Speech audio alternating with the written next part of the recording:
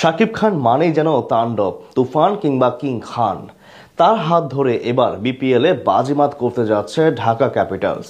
গত আসরের ব্যর্থতা ভুলে নতুন করে শক্তিশালী পরিকল্পনা করে এগিয়ে যাচ্ছে আলোচিত ফ্র্যাঞ্চাইজিটি। এরই মধ্যে দেশের দুই আইকনিক ক্রিকেটারকে স্কোয়াডে যুক্ত করেছে তারা। এবার আসছে আরো বড় চমক। 2025 বিপিএলে অংশগ্রহণ করে রীতিমতো চারদিকে হইচই সৃষ্টি করেছিলেন বাংলার সিনেমা জগতের সবচেয়ে বড় সুপারস্টার শাকিব খান। কিন্তু নিজের প্রথম আসরের অভিজ্ঞতা মোটেও ভালো ছিল না তার জন্য।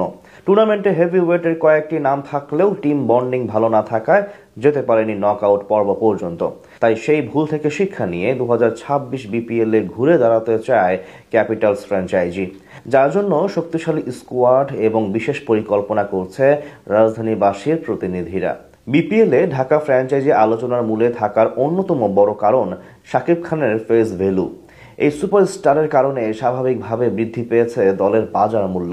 তাছাড়া শাকিব খানের কারণেই ভক্তদের আগ্রহের কেন্দ্রবিন্দুতে ঢাকা ক্যাপিটালসের নাম। এবার আসরে তাদের প্রথম চমক ছিল সাইফ হাসান।